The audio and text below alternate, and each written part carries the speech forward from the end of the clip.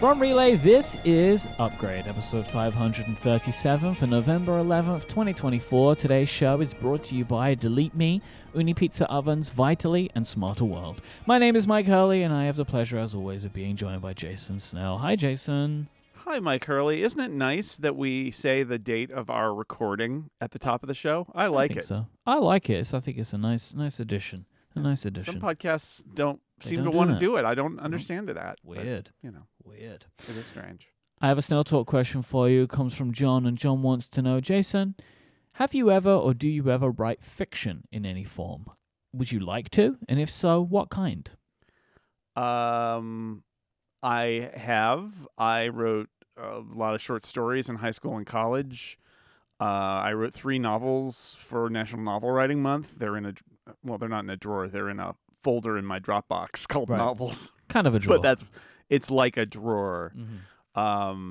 And what I'd like to do is revise one of those. But what I found is that when you go out on your own, devoting time, you've got the time to spend, but devoting the time to a project that will probably never amount to anything and not generate any money for your family is really difficult for me to do.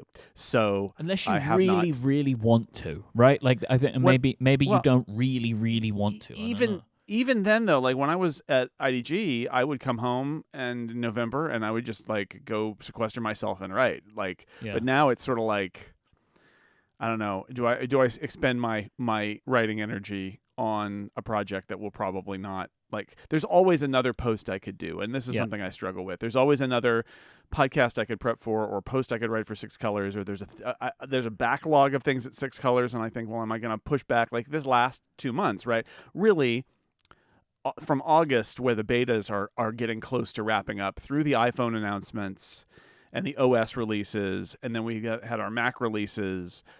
This is the busiest time of the year, and like there's never a moment, even though I've had things on my calendar saying you should work on the book right now, that I just haven't done it because I can't. I feel irresponsible doing it. That said, I'm hoping that I will actually get back to that and do at least a draft that I'm happier with. But I've given myself a little bit of a deadline for that. But so the short version is yes. And in what form? Like I said, I wrote short stories when I was in high school and college. I've written 3 novels because I started doing that for NaNoWriMo, and they're genre-wise, they're kind of all over the place. Sci-fi, sort of fantasy, young adult, techno thrillers. There's all sorts of different stuff I've tried, but so that's it. Maybe someday I will follow in the footsteps of Dan Morin and have a book published. But I don't know. I wouldn't bet on it only because it's difficult.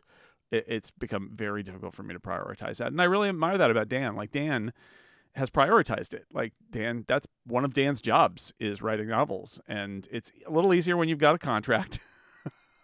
Because there's at least a light at the end of the tunnel, whereas mine, like, there may be no light at the end of the tunnel at all. But I hope to get back there someday. I think it can be hard when you have, like, when like the things that we do, they very closely align with the things that we like to do. And so then there can be times where there's something you want to do, but it's close enough to the thing that you kind of need to do for your job. And then it becomes difficult to separate the two and prioritize one over the other. Right. If you work on spreadsheets all day, I think it's in some ways going home and writing a novel is an outlet because it's not a thing you do all day. And that is something that I struggled with when I was writing those NaNoWriMo novels at IDG was if it's a day where I'm like writing all day, I've got no more words left in the evening, right? It would have to be a very different kind of day. And I think it's telling that was also during a period where I was less involved in the editorial stuff and more involved in management, and that therefore I was using it more as an outlet, where now, again, I sit down at the keyboard and I think, well, I could, rewrite chapter 9, or I could write my review of the Mac Mini that's due in 2 days, right? Like it ends up being like, well, what are you going to choose? And the answer is usually pretty obvious. So that's a struggle. If you would like to send in a Snell Talk of your own to help us open a future episode of the show, just go to upgradefeedback.com and you can send yours in. Thank you to John for doing so. Jason, it's Upgradies time. It is the beginning of the Upgradies process. It sure is. So I'm very excited. We've hit that time of year. The Upgradies. It's time for you to help us.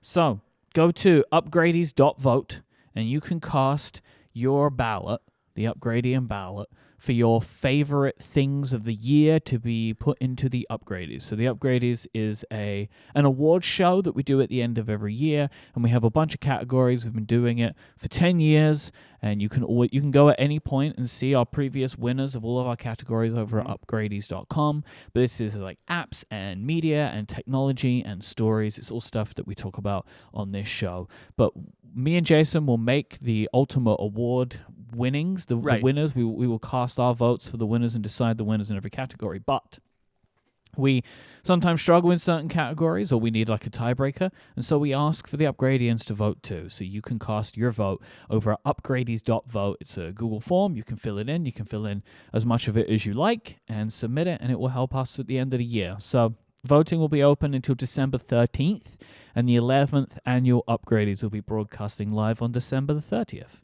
So I'm very excited. So this is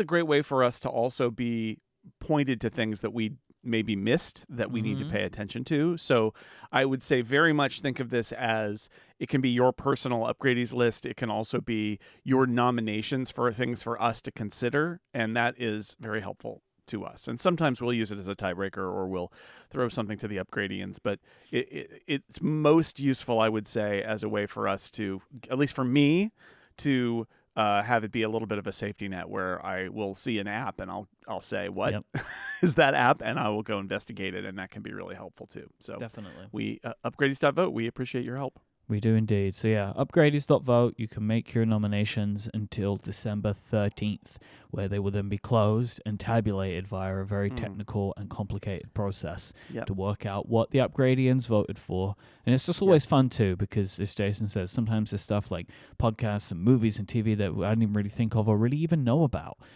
especially in the books category, because I ain't reading nothing. No, that's so my it's category. good for me too. Yep. But it's nice to hear with and then that'll be our just a very exciting, not that exciting, scheduling thing. We're gonna do our holiday special on the 23rd of December, and we're gonna do our Upgradies show on the 30th of December. Yep. The 30th we'll even be live on the 30th if you want to tune that in. That one will be live for holiday special will be a pre-record. But anyway, so we're not letting those Mondays slide on by. No way. We're going to keep on publishing episodes of Upgrade, and on the last episode of the year, the Upgradies.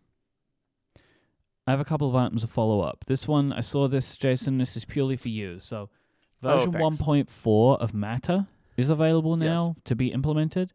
It includes support for solar power, home batteries, and heat pumps, which I thought maybe could be good for you in the future.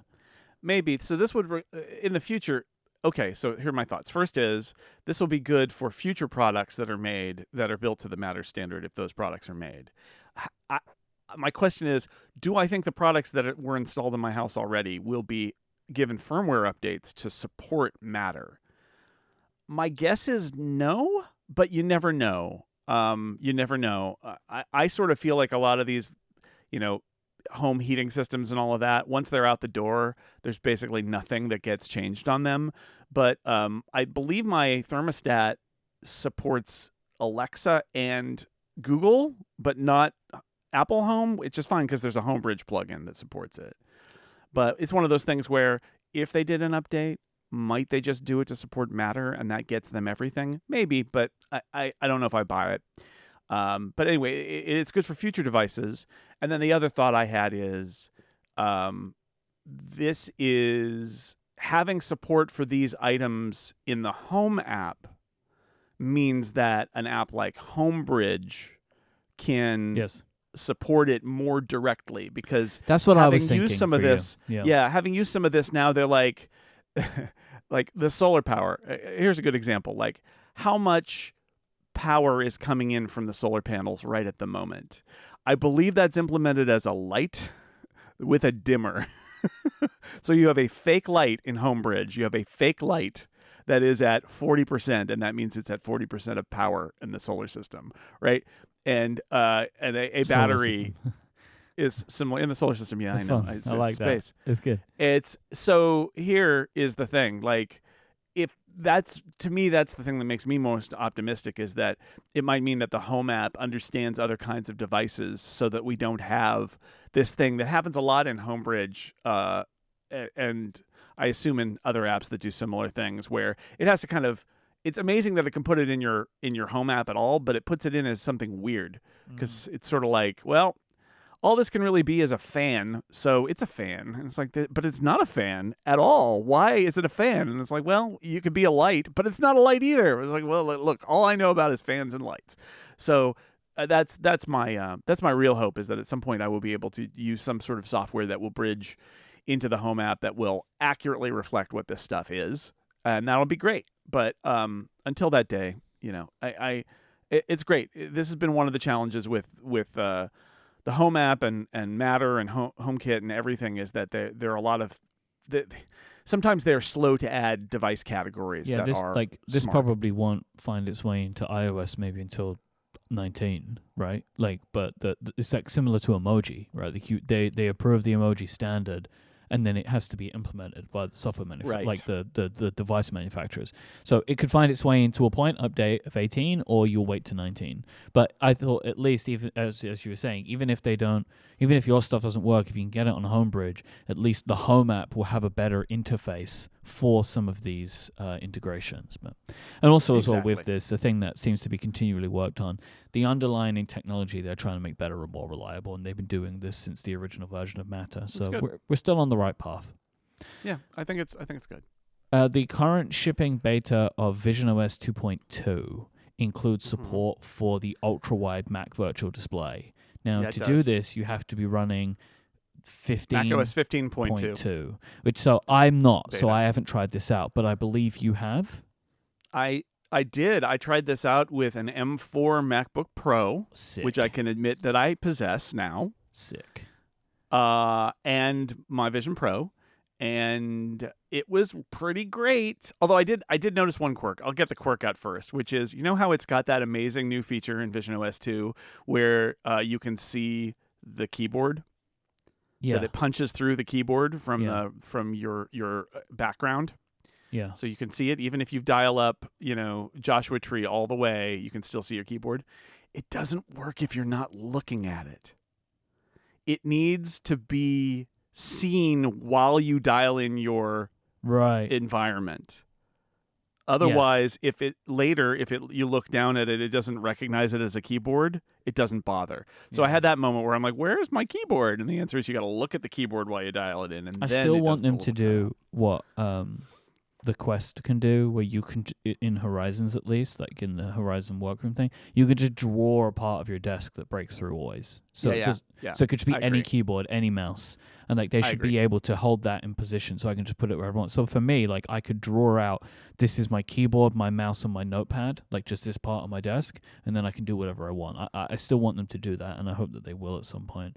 But the wide screen, yes. Does it look good? Does it feel like a gimmick? Like, what do you think? It looks good. Okay. It looks good. It is.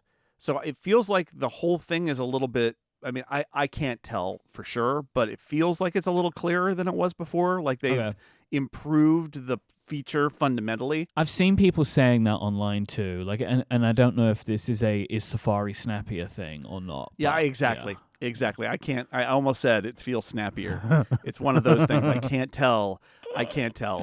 But the thing that so floating over the Mac display share is a little icon showing you what Mac it's from, and if you tap on that, or whatever the right verb is for that in Vision Pro, you select that, you get a choice of standard wide and ultra wide. And I'd say so it's interesting. You have to choose the mode because it's basically refreshing the size of the virtual display. The ultra wide is too wide for me, but anybody like Casey Liss who uses 3 monitors, I mean, that's who it's for. The wide feels like it's more like, if not 2 monitors, then more than 1, and it can fill your field of view. And what I like about it is it's the idea that you can plop stuff like over to your, Okay, one of the things I really like about the visionOS interface in general is that I can like take an app that I'm not really using so much and I just kind of put it to the side, and it's very glanceable. And I don't do that. I have one monitor at my desk, right? I don't do that in my regular Mac life. But I do like that in the Vision Pro, the idea that I just got a visionOS app, it's playing music, whatever, and it's kind of over there. It's over on the right side. What this, in wide and ultra-wide mode, what it does is it absolutely lets you do that with your Mac workspace. So then you end up having this workspace where you've got a big central part where you can do your work, but you can take that Mac app that you don't want to look at right now and put it over there, and then you're looking to the right. And it's very, I'm sure this is why people use multiple monitors. One of the problems I have with multiple monitors is that they extend too far out, and you have to fiddle around with aligning them and all of that. And that's the beauty of this, is it's a single display, and the wider it gets, the more a curve kind of is introduced so that it's kind of equidistant from you all around you. I think it's good. I know that a friend of the show, Mark Gurman, basically said this is what he was waiting for, and this makes the Vision Pro far more usable. And I think that and it gives it a reason for him to use it as a virtual Mac display. I need to spend more time with it, but I am also optimistic about it. It makes me a little more excited about using the Vision Pro as a really good Mac display in a way that maybe the old version didn't, excite me as much. So I'm optimistic. It looks pretty good. And I think especially for people who are multi-display people who they're like, yeah, okay, but I've already got a MacBook Pro that I'm traveling with, and it's got one screen. And what I really need is I want to replicate my 2 or 3 screen experience at my office, and I can't do that. Yep. This is going to be a winner for those people. I assume that the Mac sees it as an ultra-wide display, right? Like the Mac that you're attached to. So, like, yeah, if you move stuff around on that display, and then when you go back to your Mac, it's all going to be weird, right? Like it just pushes it all back into the whatever the new space is. It's screen sharing, right? So it's taking out that window and making it really wide, the display. And then, as anytime you change display resolution, if you've got stuff out on the edges, if you go to from more space to bigger, it does the same thing, right? On the same monitor, it shoves everything toward the center because it obviously can't live at the margins anymore. Yep. This episode is brought to you in part by Delete Me. The sad fact is, data brokers, they profit off of your data. Your data is a commodity, and people on the web can buy private information, which can lead to identity theft, phishing attempts, harassment, and unwanted spam calls. But the good news is you can protect your data with Delete Me. My privacy is very important to me for all of these reasons. From a fundamental level, I just like my information to remain mine. But the problem is when it gets out online and it gets into the hands of these data brokers, they can use it for things that I don't want, nefarious stuff like phishing, or even just sending me spam emails and spam text messages. But you can sign up today with Delete Me and provide the information to them that is exactly what you want to be deleted, and let their experts take it from there. This is one of my very favorite things about Delete Me. Because I am a public person, there is information like professional information I want to be available in certain places. But with Delete Me, I can tell them exactly what I want to be removed, so my personal stuff, and I can even tailor with them the places that I might want some information to stay. Because Delete Me sends you regular personalized privacy reports that shows what information they found online, where they found it, and what they've removed. But it isn't a one-time thing. Delete Me is always there in your corner, working for you, constantly monitoring and removing the personal information you don't want on the internet. To put it simply, they do all of the hard work of wiping personal information from data broker websites. And I really love that I have this peace of mind. Delete Me is in my corner, and they're taking care of this for me, so I don't have to worry about it. So take control of your data and keep your private life private by signing up for Delete Me today with a special offer for listeners of this show. You can get 20% of your Delete Me plan when you go today to joindeleteme.com/upgrade20 and use the promo code upgrade20 at checkout. The only way to get that 20% off is to go to joindeleteme.com/upgrade20 and enter the code upgrade20 at checkout. That is last time, joindeleteme.com/upgrade20 and the code upgrade20. Our thanks to Delete Me for their support of this show and Relay. Rumor Roundup time, Jason Snell. Yeehaw! According to Mark Gurman at Bloomberg, Apple has started exploring a smart glasses project dubbed Project Atlas. This has only gotten off the ground last week and is currently at the stage of gathering feedback and ideas from Apple employees. A quote from Mark Gurman's newsletter: "When Apple is considering whether to enter a new category, it often hosts secret focus groups to understand what people like about existing products." The more I've settled on this report, we spoke about it a bit on Connected, and you know, it's been about a week now since this report came out.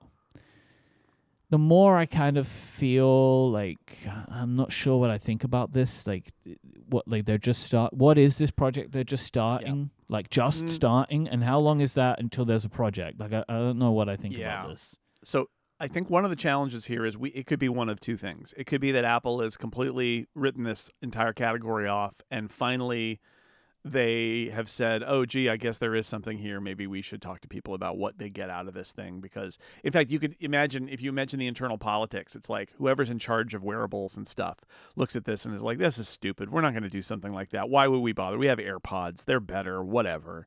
And then there's a little bit of momentum, and somebody somewhere with more authority is like, why are you guys not working on this? And it's possible that the person who's poo-pooed this before is like, all right, I guess we should talk to people who like this thing and figure out why they like it. And it might even be like, we need to prove why this is a thing that people care about, because obviously our people thought that it was dumb, but obviously somebody cares about it. So it's possible that this is a somewhat functional response to a somewhat dysfunctional situation where somebody, and I've seen this happen, right? You've seen this happen too, where somebody in a position of authority doesn't get it. And no matter what you do, they just don't get it. And you know you're right, but you just can't make them see it. Mm-hmm. And that's a possibility here. And if so, it's not great, because it means that Apple is behind on something that, honestly, with the money and the resources Apple has, Apple should be investigating all sorts of different shapes and sizes and product types for things that are wearables, including something like this. It's also possible that there was a domain issue where, because their glasses, I mean, we see this when people discuss this too. You start talking about the Meta Ray-Bans, and everybody starts talking about the Vision Pro. And it's like, those products, other than that they're on your face, are completely not alike. Maybe they will be someday, but they are entirely different classes of product today. The Meta Ray-Bans and the Vision Pro, the Meta Ray-Bans and the Meta Quest 3, right? Like, they are not the same at all. They are not even remotely the same. But it's possible that there's a turf war somewhere where the Vision Pro people are like, no, we have all glasses belong to us. And there's somebody over doing AirPods. It's like, but we just want to make AirPods and glasses. And they're like, nope, can't do it. Not allowed. So that's a possibility. Also would be a little bit disturbing, right? Because that's a dysfunction inside Apple that made them fail to do this. Mm-hmm. However, I will also give the optimistic read here, which is Mark Gurman only has one view here into this product, and he is referring to this focus group. And I would say I'm not entirely convinced that the focus group is step one. What would encourage me is if Apple does have people doing wearables R&D who've come up with all sorts of things that are like the Meta Ray-Bans, and it's never really gone anywhere because they haven't really cracked it. What's Apple's take on it? Why would people like it? And they're like, yeah, we could put AirPods in glasses, but why? And how would that work? And, you know, I would say last week's Connected, a little bit of follow-out here. I think Federico especially did a very good job of kind of elaborating what an Apple version of the Meta Ray-Bans would be like. Mm-hmm. And the answer is, could be really good, because Apple has some huge advantages there. Like his point that if you take a photo with the Meta Ray-Bans, you have to like go to their app and then export it to the camera roll or the photo library. And like, imagine if it was Siri and the Photos library and Apple Intelligence and AirPods and all integrated like every other Apple wearable. That would be pretty good, right? So my hope is that this is not step one. My hope is that they've been trying stuff out, but before they lock down exactly what the product is, there was a feeling like they needed to talk to people because they were concerned that they didn't get it. That they didn't get what exactly makes this product interesting. So there is, if you want a positive read, a potential optimistic read, that's it.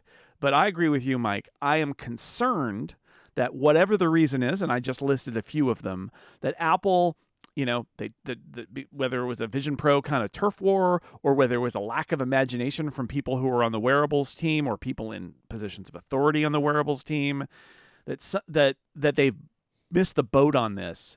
And the concerning thing is, when you get a report that says, well, we just got a bunch of employees together and we talked to them, it's like, that doesn't even sound like look, Apple having launched a crash project to make glasses, for like AirPod style glasses,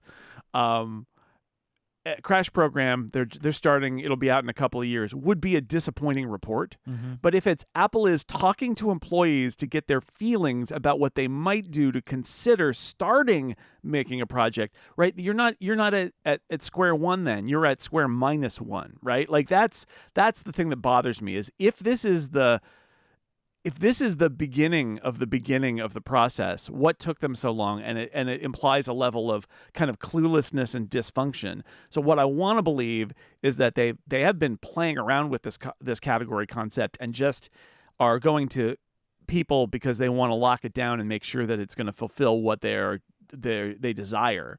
But that's the most optimistic read I can have here. The pessimistic read is they blew it and they're still kind of blowing it. So someone wrote into me and said that, like, this report is wrong. Apple has internally been working on a glasses product for as long as they've been working on the Vision Pro. But, that this person wrote and told me this, and I believe it, but my expectation is that's not the product I'm thinking it is, though. That's AR glasses. Yes, right. And I think this is not AR glasses. This is a take AirPods but glasses, right? I think that this is Siri glasses. It's glasses with speakers or bone conduction, but like basically AirPods, and a camera, which is great for visual intelligence, and a microphone, and you can do Siri with it, and except you wear them as glasses. That's all this is. It's not something with a display. Again, and that's one of the challenges here, is that what if that tripped people up and they're like, no, stay out of this category. But I have a hard time imagining, I will say this for the case for optimism here, is I have a hard time imagining that inside Apple, the people who build AirPods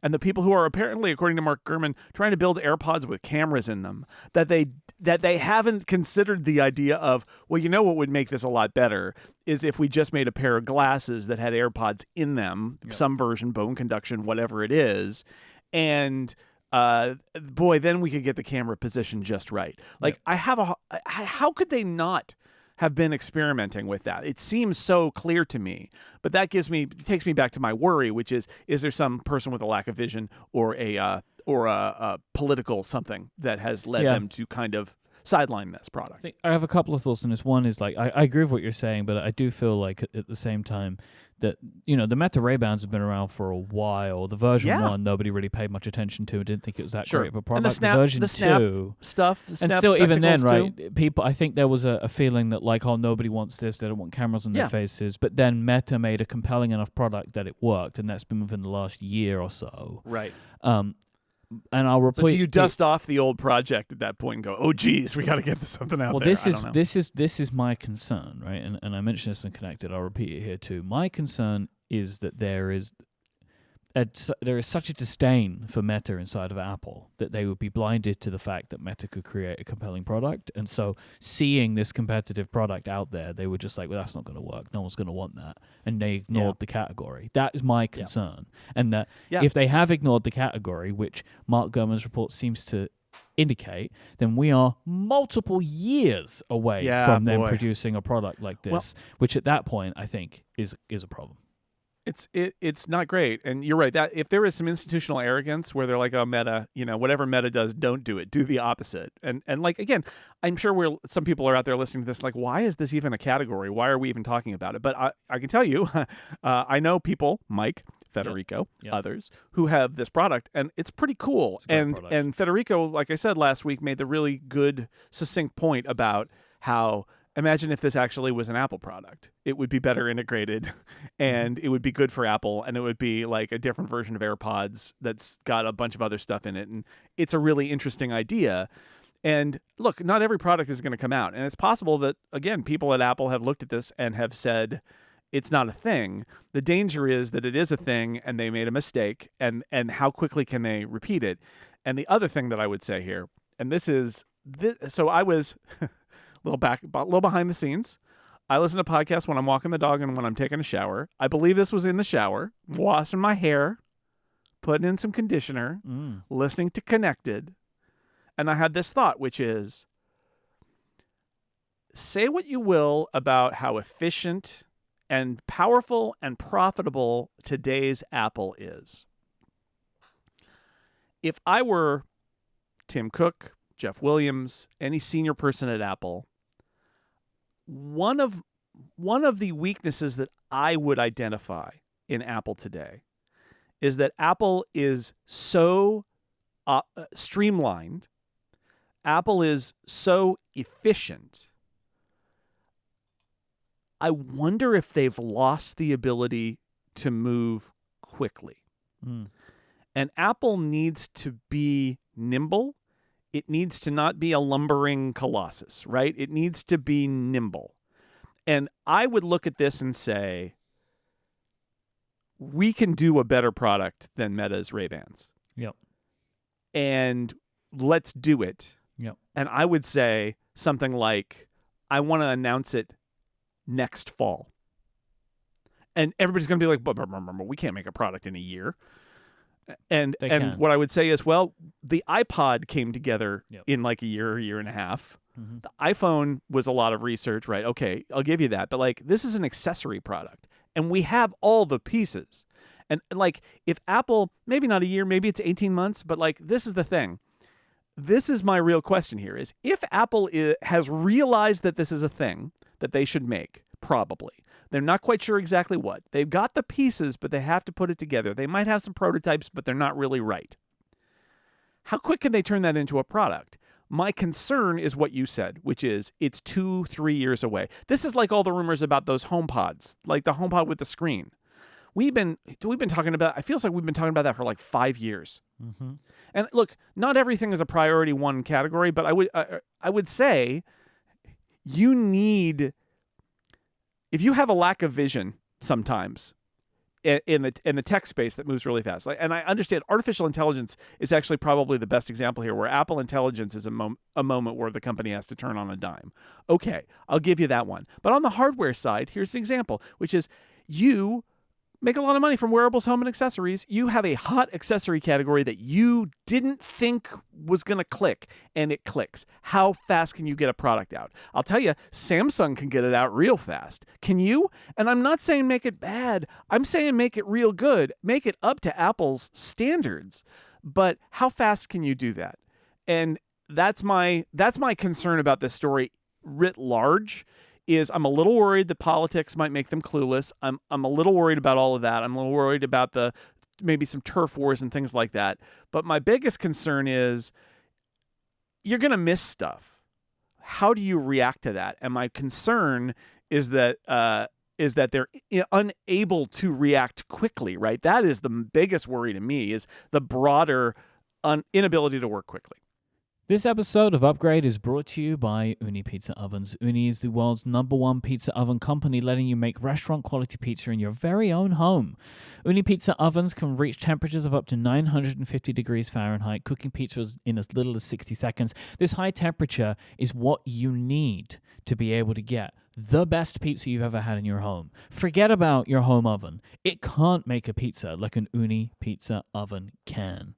They're also super quick to heat up. You'll be ready to go in just 20 minutes from turning your oven on or setting the fire out, because there's a bunch of different ways. I'll get to that in a minute. There's a bunch of fuel options. So from when you get started, within 20 minutes, you'll be cooking the best pizza you've ever made.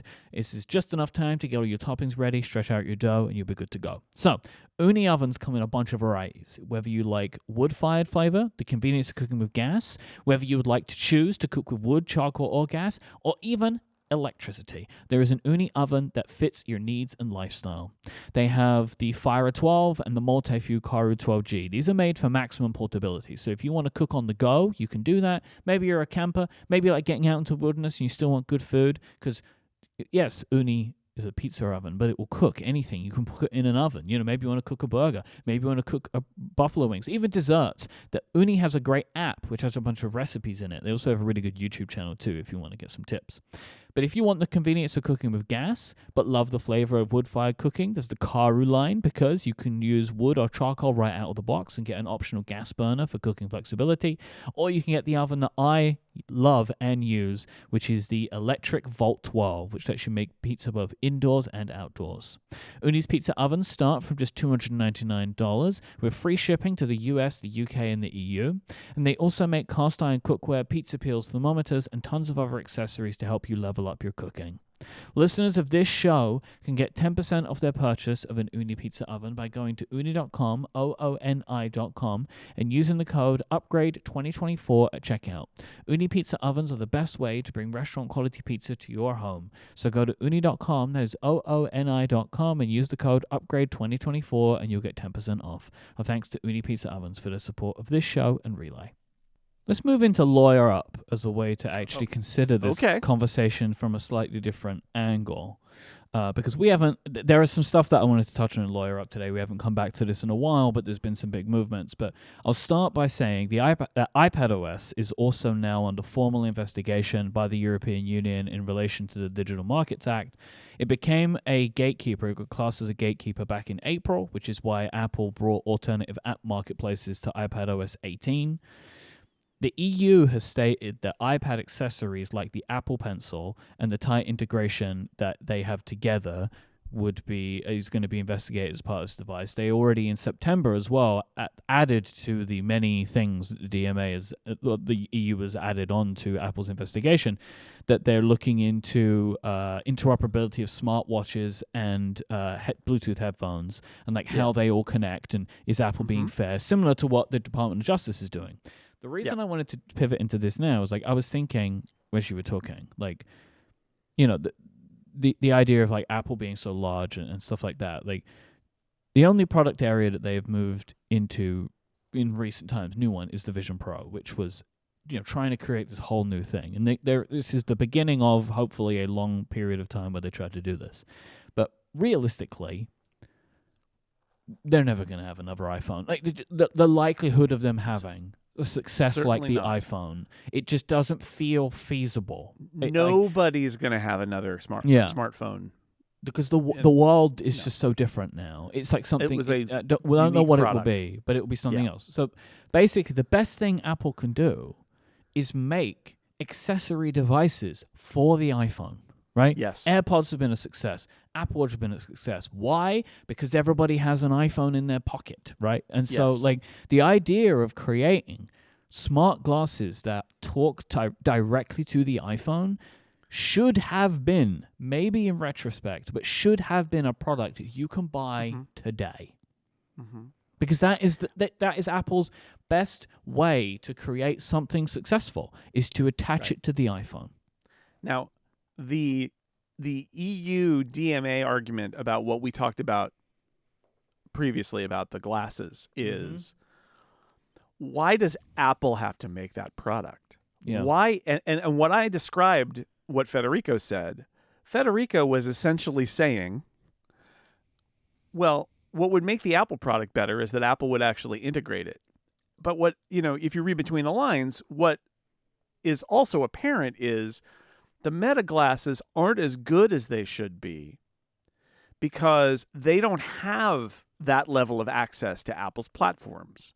They have kind of lower quality Siri, and they have a more limited way of syncing stuff into the photo library. Not that it isn't there, but it wouldn't be as good as an Apple product. Yeah. And I want to be clear here. There are two interesting sides here. One is Apple's integration makes their products better, their accessories better, in part because they are the platform owner and they can build the software into the platform that makes accessories shine. And that is a secret sauce thing, and they're very, very good at it. The DMA and the EU would say you should do that, but you can't limit it to yourself. And what they would basically be saying is you can make those Meta Ray-Ban competitors, Apple, but the moment you ship them with the software that you ship, that software also needs to be available to Meta so that they can compete with you with their existing product. You can't beat them by creating special software on your platform that only you have access to. And that's really interesting, right? Because it means Apple can make that product but in doing so, they will also make Meta's product better, and they will have to compete on a more level playing field with Meta. Now, I would argue, as the platform owner, as Apple, they have so many advantages already that letting Meta's product be a little bit better, it's like, just let them. Just let them. You could probably beat them.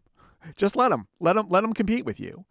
What I don't think is happening, but it's a little concerning, is that you might not go into an accessory category because you don't want to make that stuff available to your competitors, right? Like, oh, well, this just lets Meta integrate stuff with the iPhone without our control. But you see the two-edged sword here, right? Which is the secret sauce is all that integration. But what the EU is saying is that integration is fine as long as everybody can do that integration, right? And I don't think the EU is saying you need to build an entire smart glasses regime into iOS because Meta wants you to. But they are saying that if you're going to build your own smart glasses and do special stuff in your software to support them, Meta needs that access too. Yeah. And that is an interesting place to end up. I believe I'd heard this from somewhere, and I'm trying to find an attribution for it, but I can't. But I'd heard it on, at least, I think maybe the Vergecast were talking about it, that Mark Zuckerberg has been lodging, or Meta have been lodging complaints with the EU about the fact that they can't put photos in the camera roll on iPhone because they can on Android. You can it just saves them straight to the camera roll. Yeah, it's ridiculous. Mm-hmm. I mean, I believe that, I haven't used this product, but I believe that's because there's something involving, it's like using Google Photos. If the app's not active, it can't wake up and put photos in the photo library. I think it's something like that, where you have there's to an extra connect step you have to to go the through. device. It's actually really annoying. So you open the app and it sees them, and then you have to connect to the Wi-Fi network of the device to download the images from the device to the phone, right. And then it saves into the photo library. And if they are able to just have like a constant connection, they could transfer that over, but they can't do it on iOS. Right, and you know that wouldn't be the case with Apple stuff. And that this is, I mean, my counter argument would be, if Meta is asking for Apple to build them features that don't exist to prioritize an Apple product, I'm less interested in listening to that argument, right? I think it becomes a much stronger argument when Apple builds a product that has that feature and doesn't allow Meta access to that feature, right? Yep. I think that's the issue there.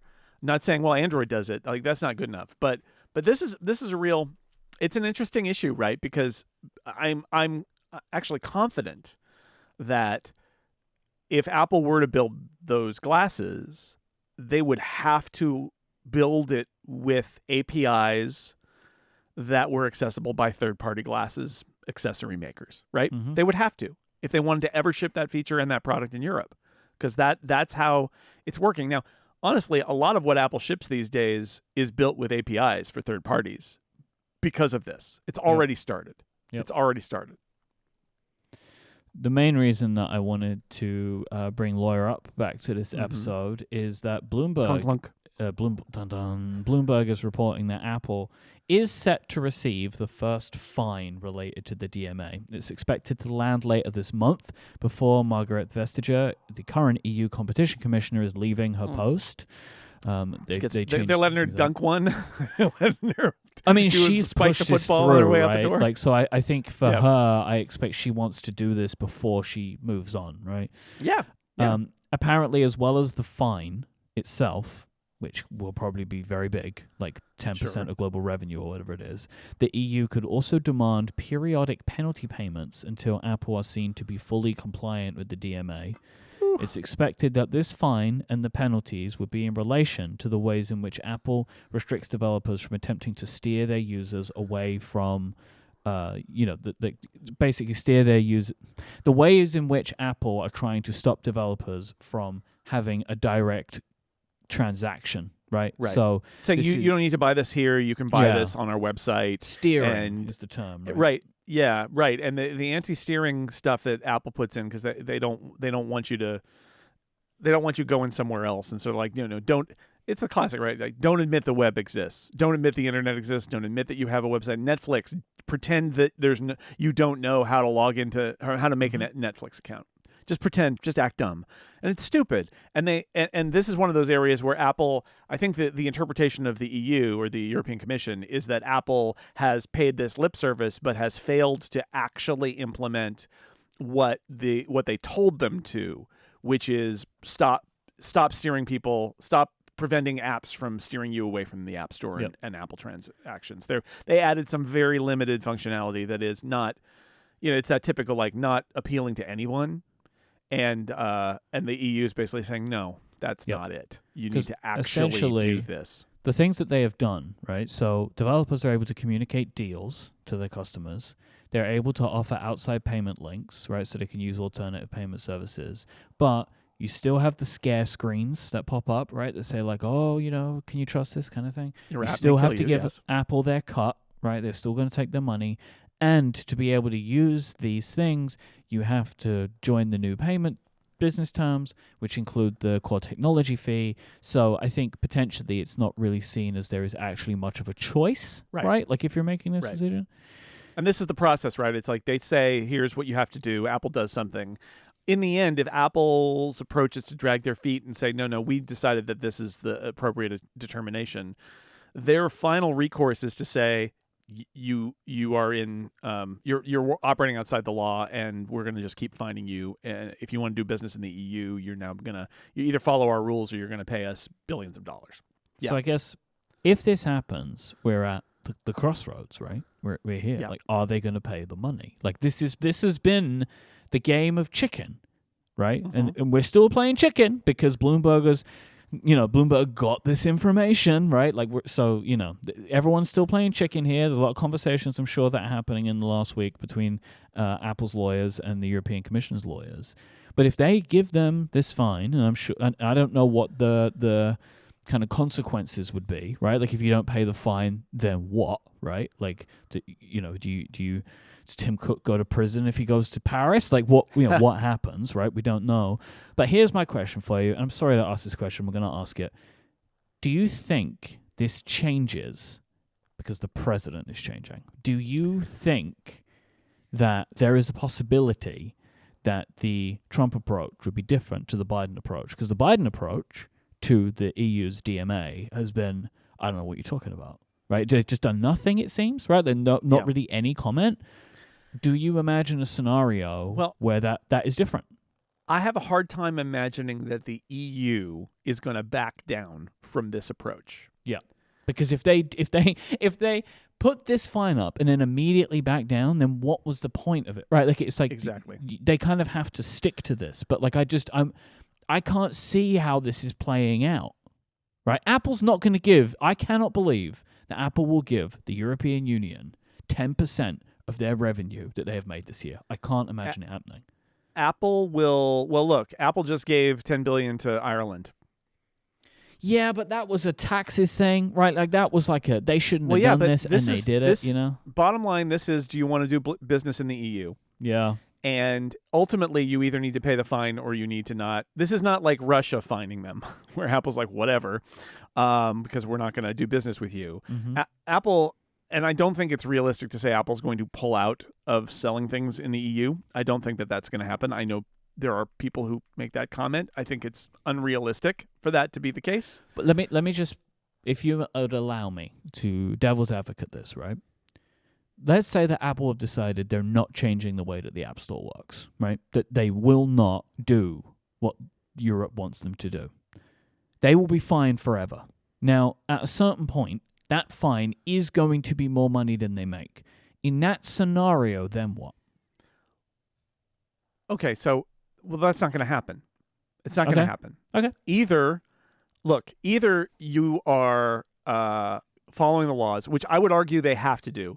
Yes. Because it doesn't stop with the EU. You don't have to like them, right? But you do. You don't have to like them, but them. you have to follow them. That's right. That's don't murder everybody.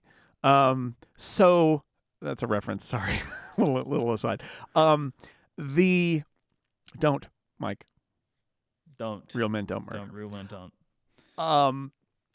You either play ball or you don't. But the problem is, if you walk away, if you take your ball and go home, you're basically committing to taking your ball and going home from every region and country that puts these rules in place.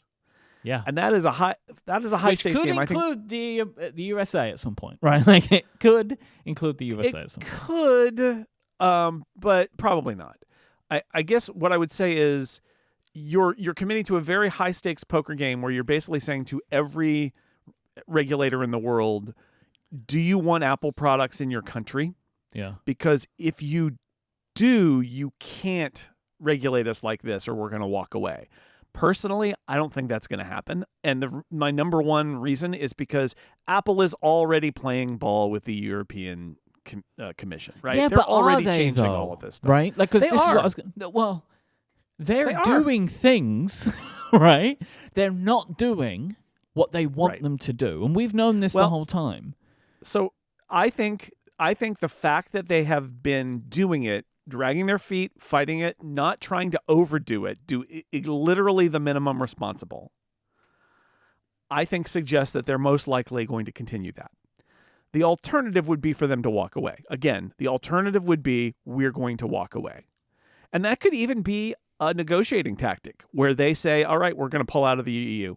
Yeah. And see if the countries of the EU and the European Parliament, because that's the other part of the politics here, right? I don't know anything about European politics, and European community politics, European Union politics are weird because they're elected from the countries, but separate elections from the elections in the countries. Yeah. It's a different kind of thing. Yeah. You think the Electoral College is weird. There's lots of weird electoral things out there. And so sometimes the people, and they don't always function as a block. But anyway, so I guess my question would be, one change is that the political desire in Europe to go down the path of regulating big tech becomes less. My understanding is that's not going to happen. But if it were to happen, that would be one thing where literally the European Parliament could be like, EC, DMA, it's out. We're gonna repeal it. It's gone. We don't want to do that. We love big tech companies. Mm-hmm. They could do that. I get the feeling that they won't, but they could do that. But if Apple wanted to make a stink and say, we're going to just leave the EU, it would be potentially calling them on that point. It could also be a negotiating tactic where it's like, okay, do this and we'll waive the fine, or do this and the fine will be lessened, or whatever. I'm not saying it's impossible. I'm just saying that they already are playing this game, which leads me to believe they will continue playing this game. It would take a real hardliner inside of Apple to say, no, this is where we draw the line, this far, no further. And we're doing this not just for Europe, but for everywhere else. We're basically going to threaten, how good does Apple think it is? We're going to threaten the world with, if you regulate us, you don't get our stuff. That is an incredible thing to say, right? Like, that is like super villain. It is. Kind of stuff, it is. Right? Yeah. It is. Well, one way that Apple's getting carbon neutral is that they found an island in the Pacific where they're relocating. Anyway, yes, it is supervillain stuff.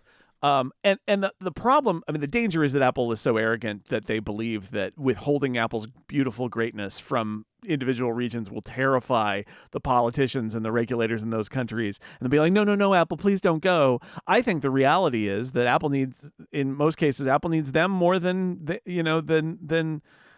need Apple. That's the bottom line, is like Apple needs money and growth in all these regions. And if Japan comes and says, you need to change your app store rules, like, Japan's a big market for Apple. They're not going to walk away. The EU is a big market. And that's why I don't believe them. I don't believe they would walk away, because I think that they would be a cascade of lost markets. And that is, again, it's a tough one because it's Apple's desire for money and Apple's desire for control. But I believe that in the end, Apple wants money more than it wants control.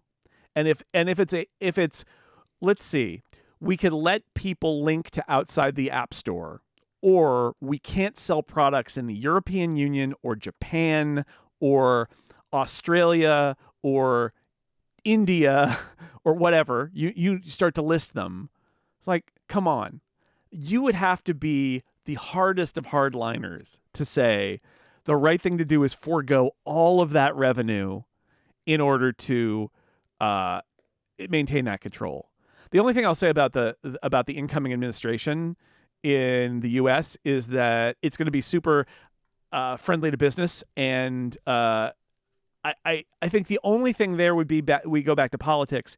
If there is some incredible trade war that happens where the EU is super disaffected with the United States, or the U.S. is going to pressure the EU to lower their restrictions on big tech companies, and it creates a political environment where the European Parliament backtracks on the DMA, that could be a scenario. But it doesn't seem to me to be as likely. It's nothing is impossible.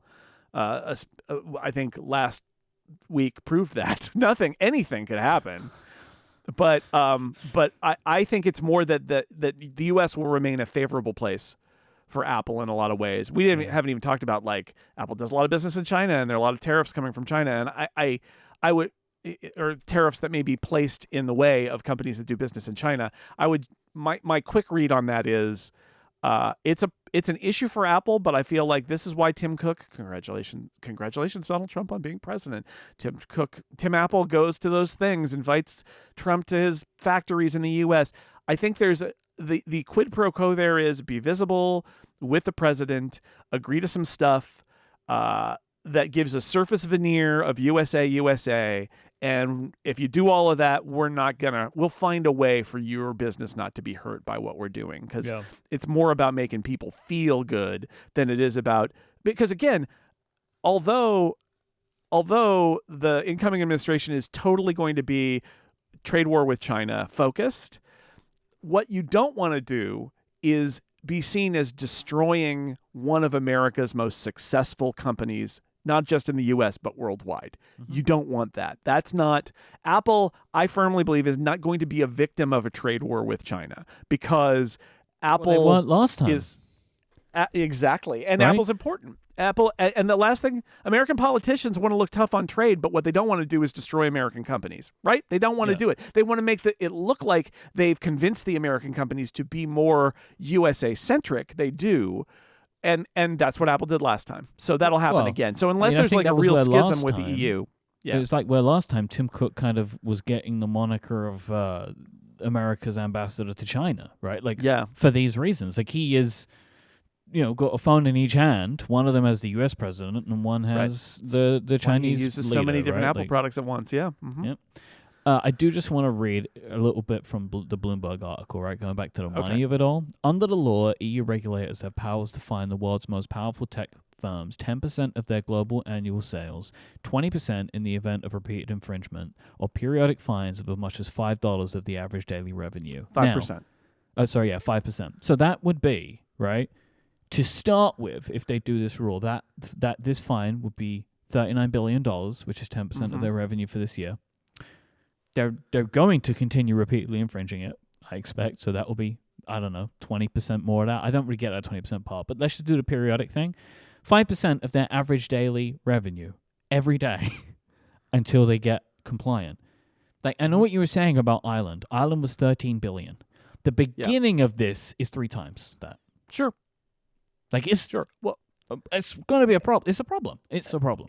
It is. I'm just saying that I think that in the end they will play ball. I mean, rather than spend that money, because right? Again, it's revenue versus control, and it's not just the cost of the fine; it's the cost of abandoning every market that regulates Apple. Yeah, and I don't know what they're going to do, because I would say, my impression is that there are people within Apple who are hardliners who really believe, like, no, let's just get out of there. But I think in the end, you can't, when Wall Street wants growth, you can't abandon markets. And also, it's not just the EU. It's literally every other market that wants to regulate Apple who has the upper hand. What does Apple threaten? Apple can only threaten leaving. And if you're a company, or if you're a country or a region that really believes that big tech is out of control, I'm not sure that is enough, right? The threat of Apple abandoning your country is like, well, yeah, but you're going to lose our access to our market then, and you want our money, right? So I think in the end, I mean, we'll see what happens. We're back to internal Apple politics, but like at some point, somebody just has to say what is obvious and has been obvious since the beginning, which is steering people away from the App Store isn't worth this. It's not worth it. Yes. And that's been the frustration that we had all along. A lot of things that they do. You know what I mean? Like, a lot it's of not things worth they do aren't it. worth it. Yeah. Apple, for all of the times that Apple acts confident to the point of arrogance about the quality of everything they do, when it comes to competition, sometimes they sure act small, right? And this is an example where there are so many advantages that Apple has on its platforms. So many advantages in being the easy, already pre-wired, you can pay for it, whatever. And yet they're willing to risk billions of dollars in fines, tens of billions of dollars in fines, because they're afraid to compete with the outside. Yep. And maybe, when nobody is regulating you, you're, even if it's, some millions of dollars, but not billions of dollars, even if it's, it's money, why would we give it away when we can keep it? Once one of your regulators comes to you and says, no, if you keep doing that, it's not going to cost you millions, it's going to cost you billions, then the conversation changes. So, look, the challenge here is we don't know what the politics are. We don't know what Apple's internal politics are. We don't know what the European Commission's internal politics are and the European Parliament's internal politics are. Nor do we know about other countries in other regions that are looking at what's happening in Europe. And I'm telling you, they're all like, oh, we're going to do that too if it makes us look good. Right? So it's a high stakes gambit here, right? And if I were at Apple, my gut feeling is you just got to cave, because it's not going to stop at the EU. You can't start abandoning categories, right? You can't do it. And so you just have to take it. And they're not going to like it, but they're going to have to take it. And their strategy so far has been this passive aggressive resistance strategy, right? It's we'll do what we think the letter of the law is, but no further. And maybe these fines will be the thing that forces them to realize that is not going to work. That's not a winning strategy, because they're trying to make it like, oh, well, we did what you said. And the commission comes back and says, no, you didn't. You interpreted this in the most favorable way for you, but you've completely missed the point. And we told you missed the point. And at this point, you either get the point or you get fined billions of dollars over, again and again. It's not pay a fine and walk away scot-free. It's you will pay a fine and then keep paying it until you do what we want, until we're satisfied, because that's the relationship, is you need to satisfy us. And unless there's somebody at Apple who's a hardliner, is like, this destroys our business and our business model and we can't do business here, and they choose to walk away, I would argue even that is probably a negotiation tactic, because I just can't see Apple saying we won't do business in any place that dares to regulate us. I just don't think that's going to fly. Well, I look forward to seeing how the rest of this month unfolds. If they're actually going to do this, it's going to be messy, and we'll see. This episode is brought to you by our friends at Vitally. Vitally is bringing a new era for customer service productivity with their all-in-one platform. Vitaly's collaborative workspace combines your customer data with all the capabilities that you expect from today's project management and work platforms. With Vitally, you can measure the effectiveness of OKRs and operational strategies on customer outcomes at scale thanks to their goals feature. Goals allow you to track the progress of your accounts against target metrics, meaning you can standardize goal setting across the board so you know exactly how effective your processes really are. And best of all, it's designed for today's customer success team. That is why Vitally operates with unparalleled efficiency, improves net revenue retention, and delivers best-in-class customer experiences. Vitally is offering a free pair of AirPods Pro for every Upgrade listener who books a qualified meeting. So if you're a customer success decision maker, schedule your call today by going to vitally.io/upgrade. That is vitally.io/upgrade. Vitally.io/upgrade for a free pair of AirPods Pro when you schedule a qualified meeting. Our thanks to Vitally for their support of this show and Relay. So the M4 Macs are available now, and you have over at Six Colors, the whole team, you and Dan, have been working on reviews. So you had the MacBook Pro and the iMac, and Dan had the Mac Mini, right? Yes, correct. Have you used or seen a Mac Mini at all, or did I just go completely? I haven't. Okay. Dan's got it. So it's I would like East Coast Bureau. East Coast Bureau. I love that so much. It makes me smile every at the bottom of every damn post. It's the East Coast Bureau Chief. Are you the West Coast Bureau Chief? No, I'm the editor-in-chief. Okay. So there is no West Coast Bureau Chief? No, there doesn't need to be because it's me. Couldn't you be both, though? But I'm not. Okay. You could manage yourself. You could have like one-to-ones. Anyway. I do. Takeaways. What are your opinions on the performance of the M4 chips? Yeah, so I got the M4 and the M4 Pro. Short version is M4 Pro equals M3 Max.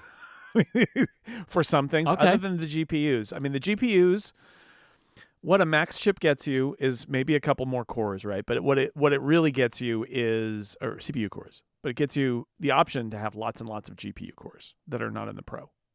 So if you're a GPU constrained person and you just want the most GPUs possible, that's what the Max is for. But the Pro is for everybody else because it's still got a lot of GPU cores. It's just not it's got 10 and not 20, but like, it's still pretty good.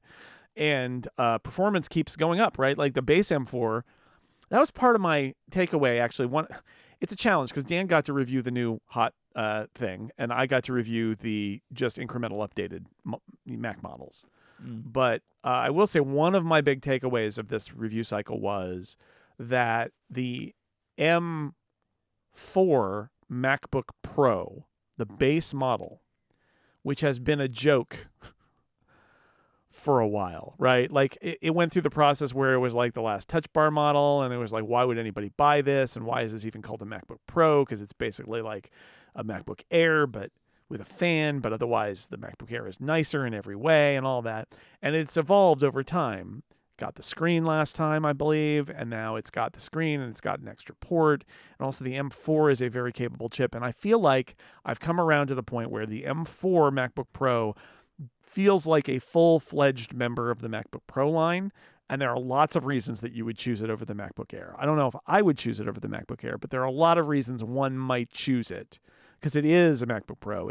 Yes, it's heavier and thicker and all of that, but it's also got the fan, so it's going to run a little bit faster. It's got the ports on both sides, which is really nice. It didn't used to have that. It comes in the black color that it didn't used to be allowed to have because that was only for the better MacBook Pros. It's just better in all those ways. It's got the webcam that's new and improved over the old webcam. So that part of that is that the M4 is that much better, right? It just keeps getting better. And part of that is that they've upgraded the rest of the base model MacBook Pro to feel like they're not withholding fundamental features of the product line from the base model, which is how it used to be. Now it's just the one with the M4 chip in it. And I think that's better. It feels less like this redheaded stepchild of the MacBook Pro line and more like an actual, full-fledged member. So, but yeah, Apple's doing a great job with the chips. The chips just keep advancing, and the Pro took a big step forward this time to the point where I feel like there are a lot of people out there with older Max chips who may look at the Pro, including not just the MacBook Pro, but also like a Mac Studio versus a Mac Mini, for whom the extra, we don't know what's going to be in the Ultra, right? But if you're not looking for the Ultra and you're just going to go with the Max, we don't know what the specs are going to be of an M4 Max Studio. and they may cross over. It may be one of those things where you could get either one and they're both pretty close together. The build up of an M4 Pro Mac Mini versus an M4 Mac Studio, there'll be a little bit of a crossover there, and you get more GPU cores, and like I could see that, but I think for a lot of people, it's just not worth it, right? Unless you really need all that extra stuff. And I'm speaking of, when I speak about a lot of people, I'm including us in this. Like the M4 Pro is so powerful. I'm not sure that more is necessary unless you're in a very stratified, rarefied, special high-end position where you really need to crank it on GPU cores or whatever.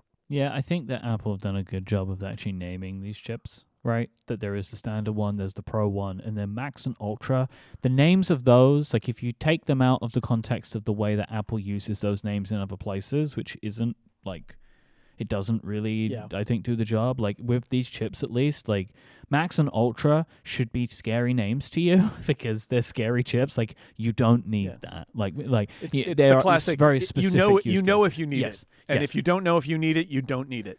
Like genuinely, I really probably no one should buy the Ultra. like realistically, it's too much computer for basically everyone. Yeah. The people who need the Ultra know who they are. Yeah.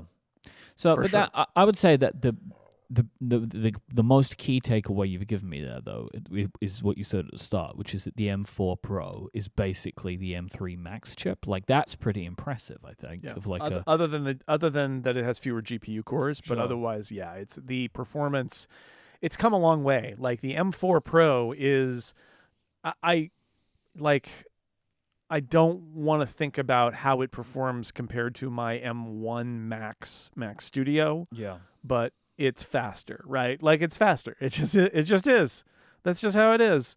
And so that's this is time marches on. But what it makes me feel again is that for most people, first off, the M4 is plenty, which is one of the reasons why I thought, you know what, you want a MacBook Pro or your corporation only buys MacBook Pros and won't buy MacBook Airs. Like the M4 MacBook Pro is great because the screen is amazing and it's got ports on both sides, which, if you've ever had a situation where you're like, yeah, but I want to charge on this side or I want to plug something in on this side, and on that low end configuration, it's like, nope, you can't. It's all on the left side, only on the left side. Great. So it's got all that, but like the M4 is so good that like, do you need to pay more money for an M4 Pro, MacBook Pro? A lot of people just don't. They just don't. I could argue that Apple Silicon is so good that there are very few people who even need to upgrade from an M1 to an M4 because the M1 is still so good. So certainly the M4 as a base chip is great. And then the Pro is that much more powerful in a lot of ways in CPU and in GPU. It does a whole lot more. It's a really nice leap. If these are the only two chips Apple made, it would be pretty good. The high-end people would be sad. But it's an increasingly small amount of people. They have reasons to be really sad need that are other than just the power of the they, chip. They do. I think that they don't. In fact, Apple don't really make a computer for them anymore. But. If you asked me before Apple Silicon was announced what Apple's strategy was going to be, I would basically say, look at the M4 and the M4 Pro. That's what I thought the strategy would be, which is we've got a phone chip and that does a Mac thing, and then we've got the better one that is for pros, and they write it off then. The fact that they have a Mac Studio and a Mac Pro and an M4 Max chip and a forthcoming M4 Ultra, presumably, that's Apple going above and beyond for the high end of their market because that's what they can do. Like there's all the other things they can't do, but that is what they can do is scale up that thing. And that's great. Again, but the M4 Pro is so good that I think it will slice away a whole bunch of users who might have previously focused on the Macs, both as a MacBook Pro buyer and as somebody who's choosing between like a Mac Studio or a Mac Mini. The laptops that you had, the screen took up quite a bit of the review. And while I feel like we understood what the idea of it being brighter and there being the nano display option, I kind of got the feeling from you that if you were buying one of these laptops yourself, that you would want the nano texture and you would go with the brightness. Like you'd be happy with the brightness. That you would lean maybe MacBook Pro now. I am an inveterate MacBook Air user. Yeah. I love the little laptops. I always have. But when I'm writing a review, I really want to put myself in a neutral position and understand who the product is for. And I accept that my gravitation toward the MacBook Air is in part a very much like it's a idiosyncrasy of me. Mm. And I don't want to write. That's one of the challenges of being a reviewer is your review is less useful. Your review needs to be something opinionated, but it's less useful if you say, well, I wouldn't want one, so forget it. Right? Because that's not what I'm trying to do here. I'm trying to understand who it's for and how it serves those people. So I might not buy a MacBook Pro, right? I like the Air. I like how small it is. I like how thin it is. All of those things. But, boy, first off, the MacBook Pro display, I don't get to use it every day. So I have not lost my awe of it that MacBook Pro users, like I have to send my review units back, right? The ProMotion. And I have a MacBook Air. Mm. MacBook Pro users lose the awe of that display. It is beautiful. It is big. It is ProMotion, which is gorgeous. It is such a good display. And now it's brighter because even though they've not changed the max HDR brightness, they've changed the max SDR brightness, which is the mode that all of us use most of the time, to 1,000 nits. This is the second, I think, consecutive generation that has increased that. So it's actually, because it was 600 and then before that I think it was like 375 or 400. So like over a couple of generations, if you're using like an M1 MacBook Pro, this screen is so much brighter if you crank it up all the way. Which, why would you do that? And the answer is because you're outside. And I write outside. I use my MacBook Pro outside all the time, or my MacBook Air outside all the time, and my iPad Pro all the time. So that, and then the nano texture, right? Where you're in situations where there's glare. And yeah, if you're with a laptop, right, you could like change your angle and try to get rid of the glare. But in some circumstances, especially if you're outside, you can't. Or even if you're at a meeting and there's a window behind you, you can't. So if you combine the nano texture with the extra brightness, you've got a computer that can be used way, way better in really bad lighting situations, including maybe especially outside.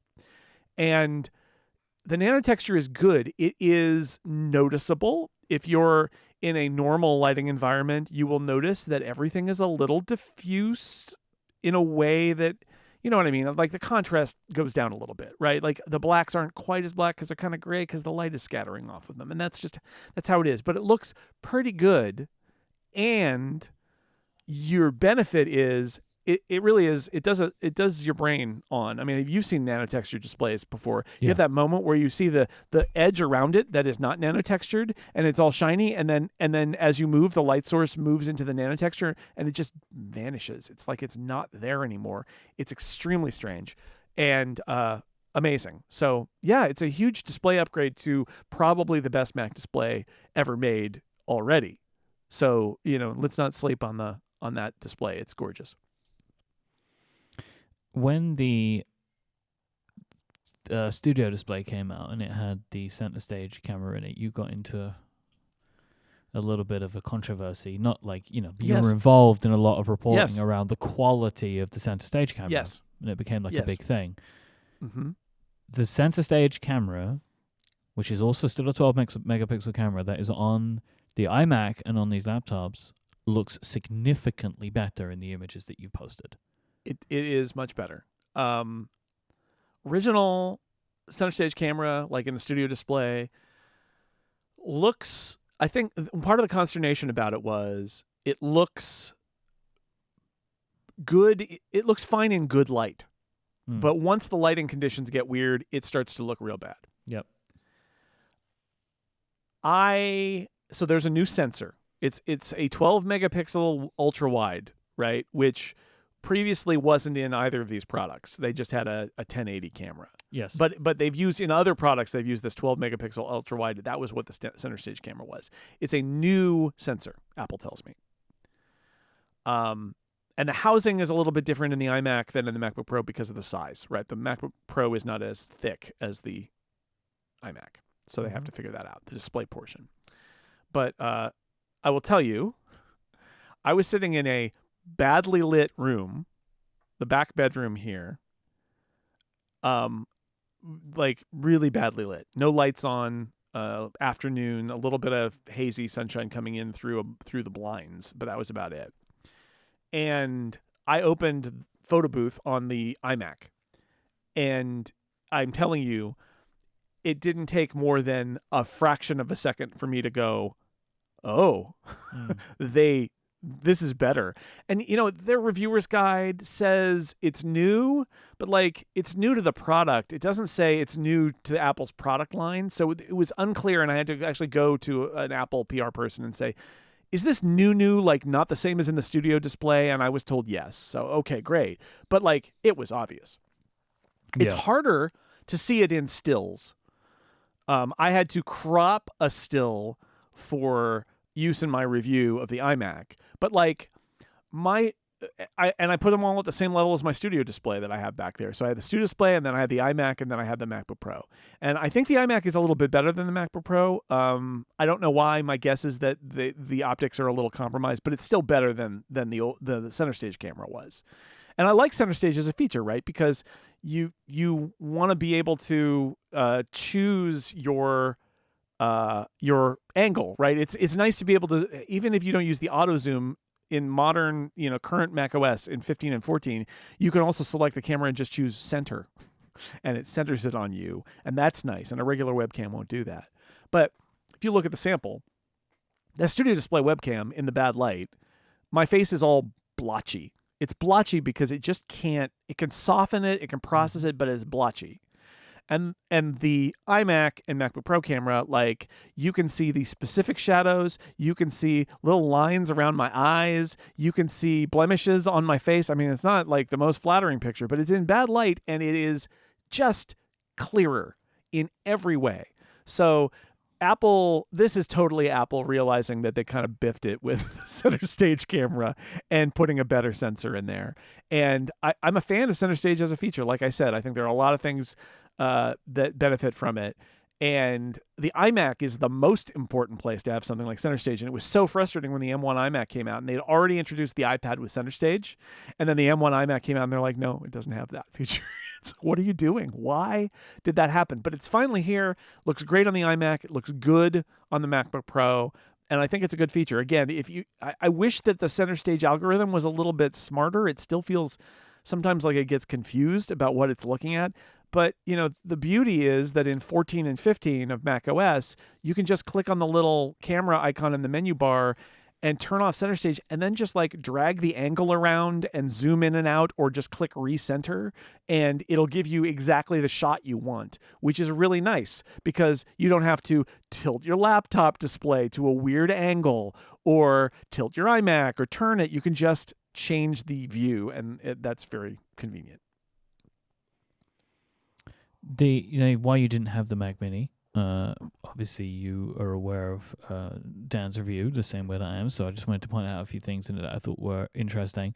One of the things I found funny is like Dan was referencing the reduced weight of the Mac Mini, which makes it really easy to get to the power button because, it's hidden. You just lift it up.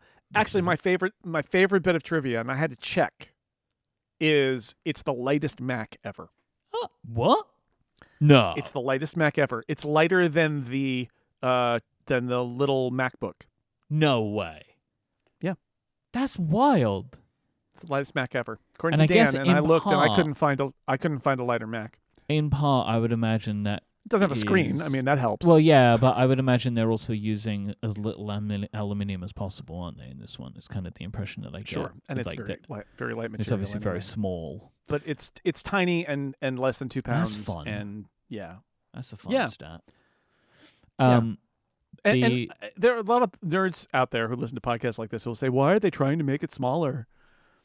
That's not it. First off, the last one was big because it had to fit an optical drive in it. Yeah. That's how long they've had that one. Is it comes from when they had an optical drive in the Mac Mini. If you look inside a modern Apple Silicon Mac Mini of the older vintage, you will see there's nothing in there but air. They're not making the Mac Mini smaller and then having to compromise the Mac Mini in order to fit it in, because who needs a smaller computer?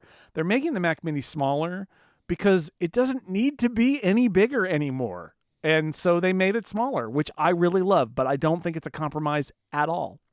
Yeah, the only compromise they made is putting the power button on the bottom, but I just don't think that is as much of a problem as people make it out to be. Like, it's just Yeah, not. well, I mean, this wraps it up for my whole thing, as I think I said last week, of shutting down my computer. Like, this is Apple very clearly saying, why would you use the power button? Yep. But it's a quirk. There's always going to be a quirk. I heard from somebody at Apple who said, I have known all along that people would make a thing out of the power button, even though it really doesn't matter. And it's like, of course, everything. There's always a thing. There's always a gate. There's always a thing. Chance Miller on 9 to 5 Mac today wrote about a quote from a interview on Chinese video sharing site Bilibili with Greg Joswiak and John Turnus, where the translation is of one of them saying this. It doesn't state which one. We shrunk the size of it so much, it's equivalent to half the size of the previous generation, so we needed to put the power button in the most appropriate spot because it's so small, it's convenient to press, just tuck your finger in there and hit the button. In fact, the most important thing is you pretty much never use the power button on your Mac. I don't even remember the last time I turned on a Mac. See, yeah, that hurts my heart, but that's the thing, also, right? Like, that is my, the thing. My Mac Studio is mounted under my desk, so if I had an under desk mount for the Mac Mini, it would just have a cutout there. I mean, I already have to reach under my desk to the back side of the Mac Studio and press the button every morning. Yeah. The Mac Mini. Now, I get that would actually be more convenient, right? Like the if button you bury, being there. yeah, if you bury your Mac Mini like on your desk behind stuff and all of that, like I get it. I'm sure there will be interesting little hacks for it, but it's true. The bottom line is Apple doesn't expect you to hard shut down your Mac Mini on a regular basis, or your Mac in general. They expect you to put it to sleep. And the fact is, 3/4 of the Macs that are sold and have been for a long time are laptops. And that means that Apple has gotten sleep real good, right? And one of the reasons I shut down is because I come from an era, I used to use a MacBook Air at home and at work and travel with it in my backpack back and forth. And I can tell you the number of times that I opened it up at home and it was hot in there because the Mac had failed to sleep. There was a time when sleep was real bad on the Mac. It's not. It's really good now. So like I said, my reasons to shut down are more about power management because I have a smart switch that turns off a bunch of other stuff when the Mac goes down, so I don't have to do it, and I really like that automation aspect of it. But I'll figure it out, or I won't. But generally, Apple doesn't think you should shut down your Mac, right? And there's a setting for, and you're like, what if the power goes out? There's a setting in Energy. I forget where it is in the settings app. There's a setting that's like reboot when the power comes back. Literally, there's a setting, reboot when the power comes back. So if the power goes out and that box is checked, power comes back, Mac turns back on. It's fine, right? So they're trying to reduce the number of times that you ever need to press that power button. So I remember this, like, when it came out, like, some people being like, oh, what about the people that rack mount them? This isn't good. And I saw on Threads, I'll put a link in the show notes, Mac Stadium, who are the innovators and leaders in Mac Mini hosting. They got early access to the M4 Mac Mini and were posting about it, and they're like, yep, no problem, we just rack mount them. Like, it's no issue for us. Like, we got it handled. So, like, they got it handled, so don't worry about it. Yeah, I saw a 3D printed 2U rack mount for them that somebody did. Yep. Like, all the 3D prints will be out there, and then all of the other things. It's fine. I think that the real question is, are we buying this Mac Mini? Because I feel like the answer is probably yes. Yeah, it's definitely. I mean, like, Dan's review kind of sold it to me for a few things. Of, like, one, like, he kind of explained it the way I did. Having the ports are great, but, like, I know I'm still going to need my dock, but I'm still going to be able to plug the stuff in that is most important to me, and I have a little bit extra. I have more ports available to me on the computer itself than I do on my MacBook Pro, which is docked right now. And it's tiny and powerful, and it's going to be great. And so basically my thing is I am going to buy this. It'll either be at the end of this year or early next year. And I'm leaving it because it's going to be a big I want to do it as part of a big project. Basically, I just need to tear down my desk and rebuild it. So I want to make sure I have the time to do that, which I don't have for the next little bit. But the reviews, like in Dan's review especially, it's just like, this is exactly the computer that I want.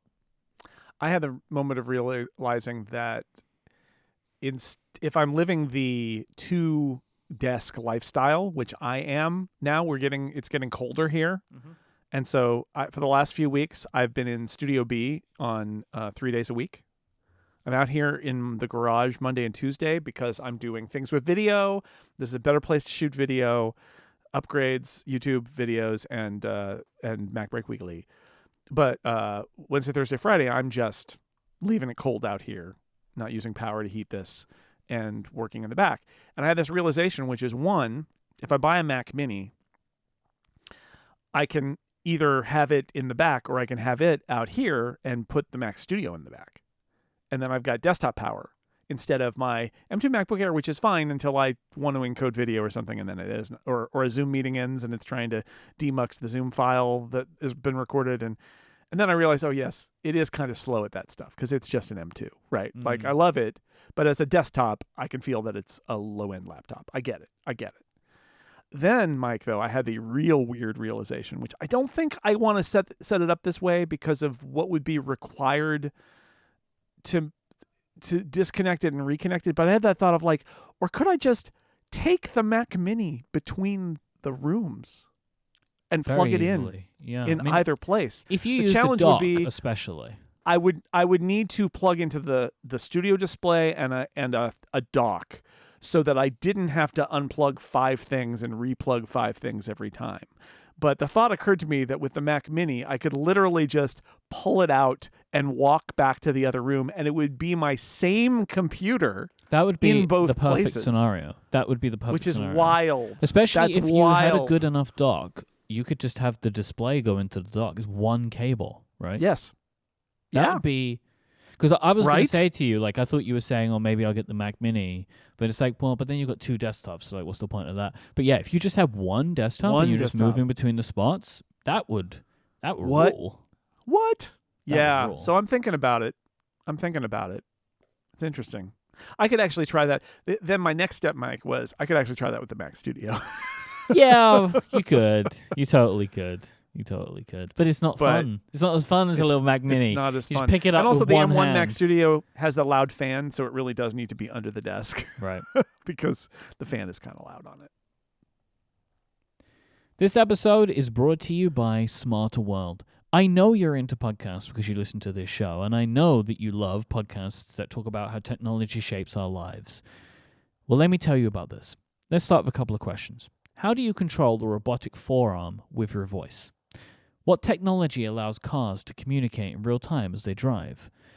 What's inside a smart plug that reduces home fires and saves lives? If you think that these questions sound interesting and you're curious about the answers, you want to go and listen to the Smarter World podcast, because they speak to some of the world's biggest brands and most exciting startups about how they're using technology to change the world around us. Host Kyle Fox recently spoke to Honeywell about how smart energy is changing the buildings that we work in, while Applied EVs share how they're working to bring autonomous driving vehicles to delivery fleets and commercial vehicles. And in another episode, Damon Motors explained how they're redefining the riding experience with their electric motorbike. The podcast features guests discussing technology, topics from drones to software-defined vehicles to smart home innovations and more. They explore the stories behind the technology we're using every day. You can listen to these conversations by searching for Smarter World wherever you listen to your podcasts.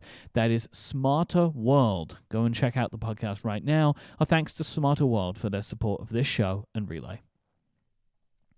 Let's finish today with some Ask Upgrade questions. This one's kind of a bit of an Ask Upgrade follow-up, which we don't get to do too often. It comes from Stefan, who says, was it clear... So this is in relation to last week where we were talking about John Turnus taking over from Tim Cook one day. That's the idea. So, Stefan says, was it clear that Tim Cook was being prepared to succeed Steve Jobs in the same way it seems to people that John Turnus is being prepared to succeed Tim? Also, I get a little nervous with how confident people are that Turnus will do this. It feels unwise to be unconfident about such things, but maybe I've just listened to too many history podcasts. Right, a little unwise to be overconfident, Stefan says. Mm-hmm. Well, nobody's counting their chickens. I think what Gurman is reporting is that Turnus is the most likely candidate, and they're trying to coach him up. I think Gurman himself has reported that like Jeff Williams is the person who would do it if Tim Cook had the proverbial hit by a turnip truck kind of thing, right? Hit by a bus. If something shocking happened and Tim Cook had to leave or passed away or whatever, I think Jeff Williams would probably do the job in for a while. But he's about the same age as Tim Cook, so it's not really a solution to retirement. and that Turnus has been identified. And you do this, right? You identify potential people and you try to train them up. And we've talked about that here, that Apple can't find people on the outside. So they really need to get it right and make an effort to train people up on the inside. But nothing is guaranteed. I think that Gurman's reports are that John Turnus seems like the good candidate inside to be a long-term replacement, but that's today's thinking, and thinking can change, right? So I don't know who would be overconfident. John Turnus, maybe. I mean, he shouldn't be, but I'm not sure who else even has confidence. John Turnus is a possibility, but nobody should count their chickens before they're hatched. So I'll say that. Yep. In terms of Tim and Steve, first off, Steve, I mean, Steve's cancer diagnosis changes the whole scenario here, right? Like, yeah. The answer is yes. Was Tim Cook being prepared to succeed Steve Jobs? Not only was he, Tim Cook did Steve Jobs' job while Steve was on leave for his cancer treatment. Yeah, it was obvious to us at the time because it was made obvious, right? In that way of like, Steve's not going to be around for a bit. Who's going to run the company as interim CEO?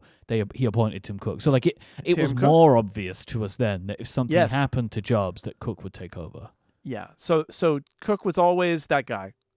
And they had, I think Phil Schiller did the keynotes, but Tim Cook was the interim, acting CEO as the COO. And it was very clear.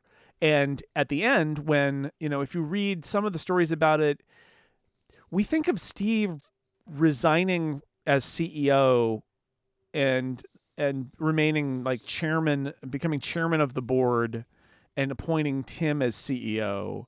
We read that now as part of the story of the end of Steve's life, right? Because he did that, and a month and a half later, he died.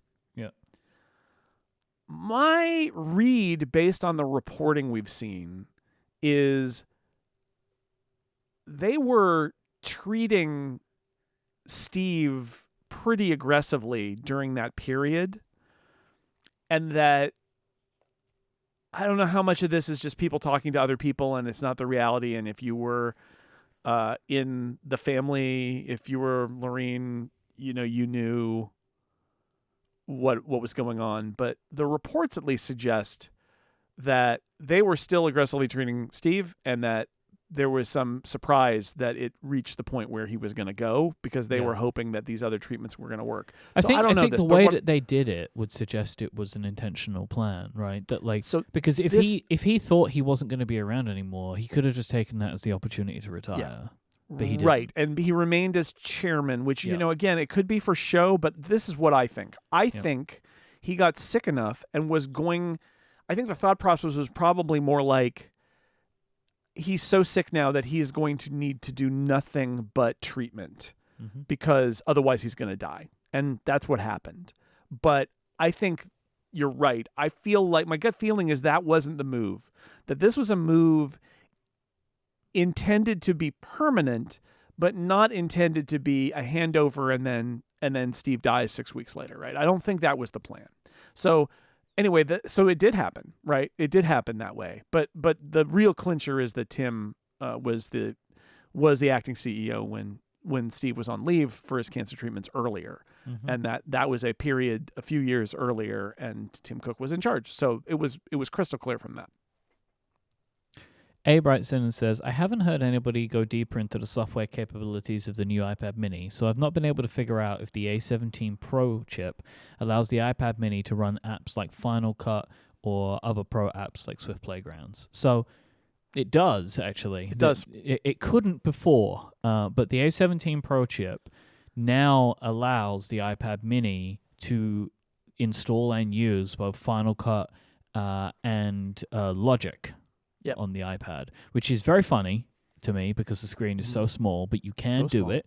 But you could plug it into a display, I think maybe with the iPad mini you could do some display mirroring, but it just doesn't have Stage Manager still, which is again the funny thing.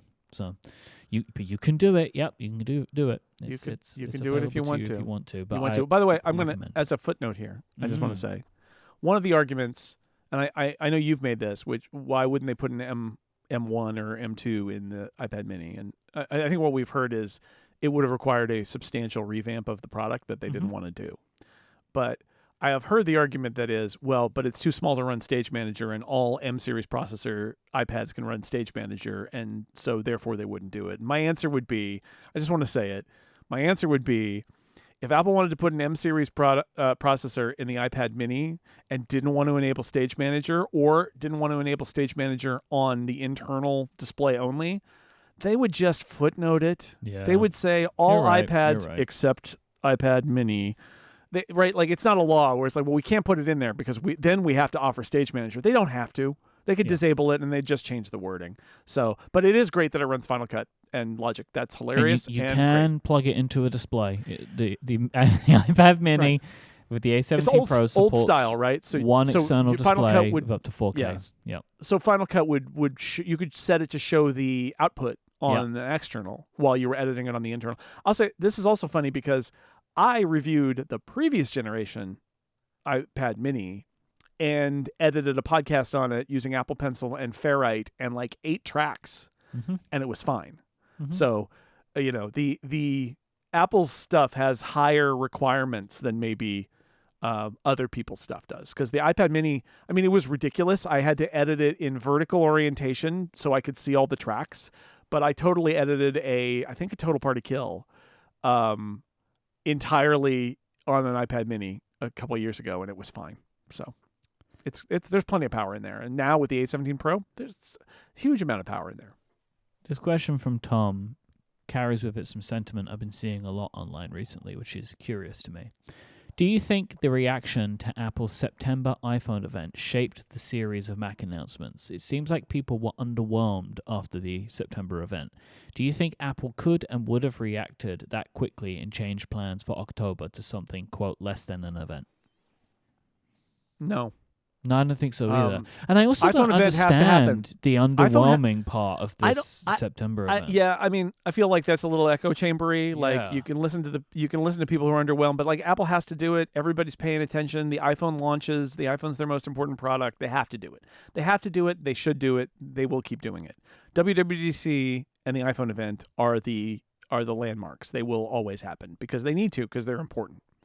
I don't think they reacted quickly and changed plans. I think that they're experimenting, and I think their idea was the Rolling Thunder thing, which they've done before, where it's like product.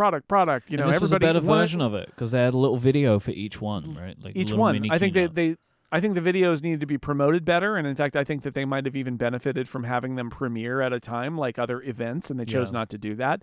But they did it, and they got Apple Intelligence in your face in every single one of them, and they got coverage that rolled out over time, and then the review, people were talking about it, and like, oh, and then this happened on Tuesday, and this happened on Wednesday. Like, I feel like it was a winner for them that they had those things, rather than having it just be a single thing. The only issue is the logistics of it in terms of talking to the press, and that wasn't a problem either. They had their little creator event where people were like shooting video and photos of the products. They did Zoom or it's WebEx things with people like me, and then shipped us product for review. Like, it's all fine. Like, they can do it that way. I think it was just an experiment, and I think it has some value. The iPhone, I mean, look, I think if I were at Apple, I would say the iPhone event has to be about the iPhone, important iPhone accessories, and anything else that we want to get the spotlight of attention on that the iPhone event brings. So I think you've got to have some discipline there. That's why it tends to be the iPhone and the Apple Watch. But if they've got something else that they want to put a spotlight on, it's a great event to do that. The problem is you are also going to be competing with the reports about the new iPhones. And so there's only so much you can do. I think if I were an Apple Watch person at Apple, like, would you rather be a part of the iPhone event or have your own release and video a few weeks later? I think my answer is you'd rather be in the iPhone event because you're an iPhone accessory and you want to be part of the new iPhone story. Be like, not only is it a new iPhone, it's also the Apple Watch. You want to if you're Apple, you want to reinforce in everybody's mind.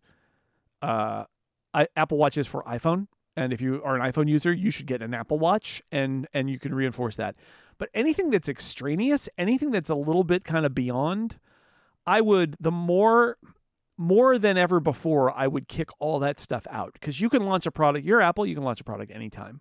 So only use the iPhone Spotlight when it really makes sense. And otherwise, just take it out. Just do it some other time. And that goes for like AirPods, right? Honestly, I know it's an iPhone accessory, but I feel like the AirPod stuff might have worked better as a standalone announcement. Maybe not. Maybe it's too small and it needs its big buddy. I iPhone, don't think anything works better on its own than it would with the iPhone.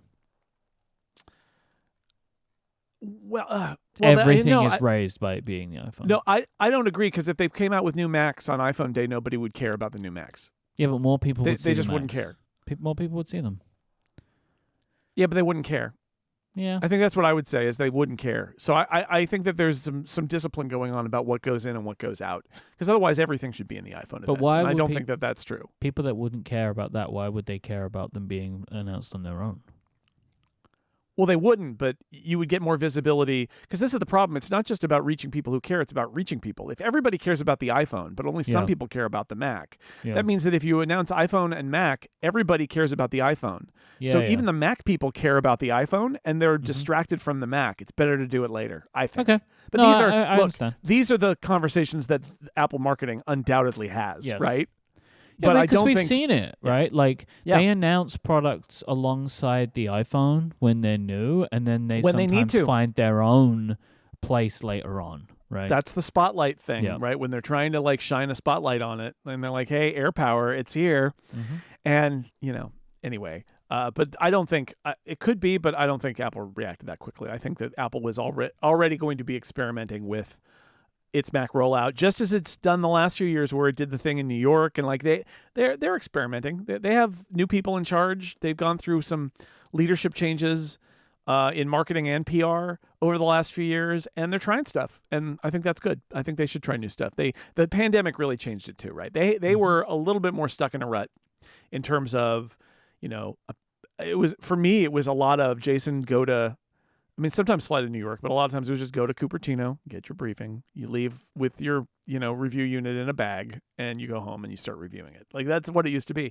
And after the pandemic, basically completely rewrote it, where it was like WebEx briefings, and we'll FedEx you the products. And like, now they have all the tools. They can choose what they want to use. And finally, we have a question that comes in from Jay, who wants to know, have you used the Macintosh dynamic wallpaper, and what do you think of it? I really like it. It was in my review of Sequoia, the classic Mac imagery that's going to be a screensaver, and it can be dynamic wallpaper. And I think it's really nice. I'm using it on the computer, on the MacBook Air, which is also the computer I'm working on in Studio B. And when I'm out here in the garage, I don't use it, because I am using Downlink, which is a great little app that puts live. I mean, it's not like a video. It's every 10 minutes or something, 15 minutes, but it's live satellite imagery of the Earth, in my case, of the West Coast and the Pacific Ocean. So I can see the storm that is hitting us right now on my desktop. And that's also dynamic, but in a different way. But I do love it. And I love the bright colors. And does it rotate often? I think it's a setting. Also, when you lock and when you wake up, it goes back through that thing. If you're using the screensaver comes on, and then when you wake it up, the screensaver sort of slides to a stop, and that's your desktop.